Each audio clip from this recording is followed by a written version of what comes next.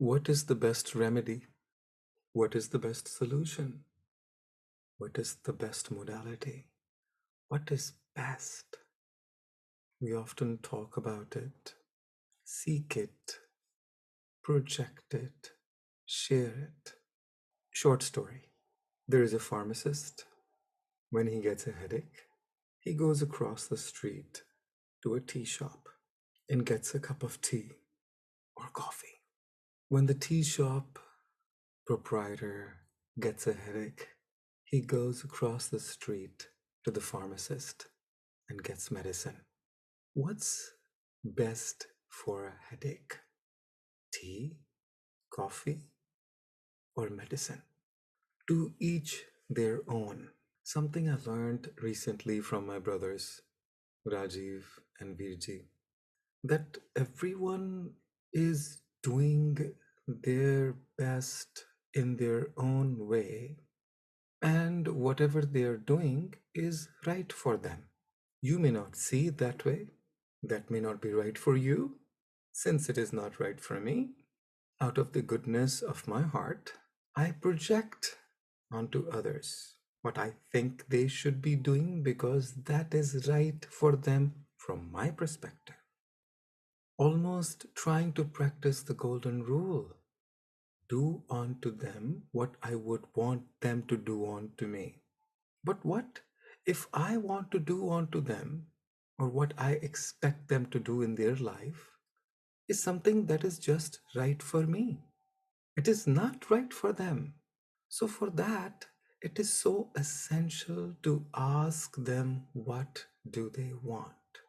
And that's a rhetorical question. Actually, it's a two-way question. Asking them what do they want, literally seeking that answer from them so that I can respond to it or do something about it if I'm willing and able to do it at that time. Other, it is a rhetoric question for them. It is for them to know the answer.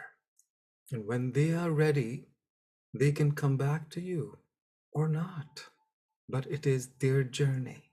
There are many tribes, many cultures across the world. It is best perhaps to look at them with awe and wonder, as if or when we are watching the Discovery Channel, without any judgment, almost like a wayfarer journeying across lands, with an open eye, open mind, open heart, willing to enrich my life, willing to listen and learn, almost like a reporter that can ask, that can see, but not solve their problems.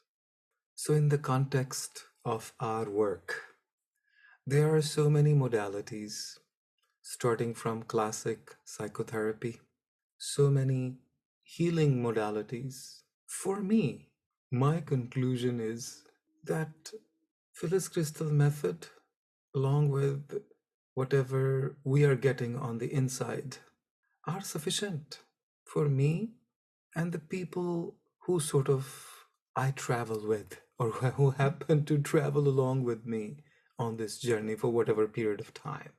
That in terms of the answers to their questions or where they are stuck at or how or where and when they want to get healed or get unstuck or move on, I feel that our toolkit is sufficiently complete.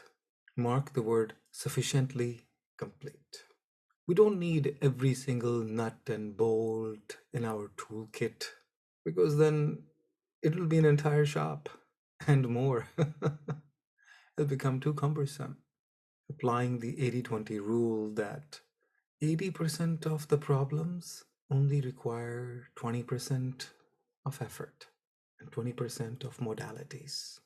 As Phyllis had put, that most people, for most of their life situations, would need just these four tools: circle of light, figure eight, tree, and maple.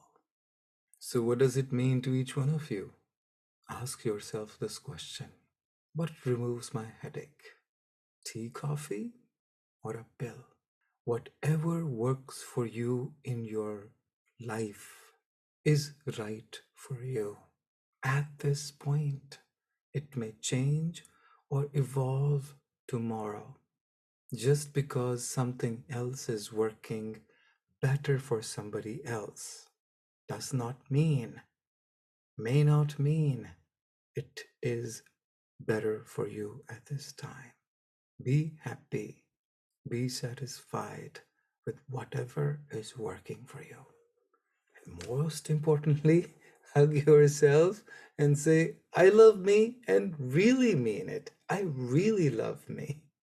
All my life experiences and everything that has happened has worked for me in opening myself up, in healing, in getting rid of garbages, in aligning myself to my true north, in clarifying my own goals and wants, in setting up my boundaries and setting stage of my foundation, my principles, my priorities, what is important for me.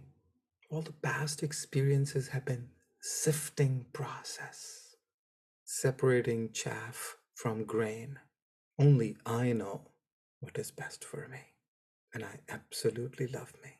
The goal of everything is to become the best version of me, to attain my highest potential, to accept and acknowledge who I really am and what I stand for. Virji was sharing Einstein's quip with me yesterday. He said, if a fish is hanging on a tree like a bird and calls itself unsuccessful, a failure, because it is comparing itself with a bird, it is not a failure. He or she is just in the wrong environment. You have to know who you are. Am I a fish? Then I thrive in water. Am I a bird? Then I thrive in the air. Am I a road runner or a coyote? Then I thrive on the land. Am I a worm? Then I thrive under land. Who am I? Find your environment, acknowledge, accept, honor, love it, and live it.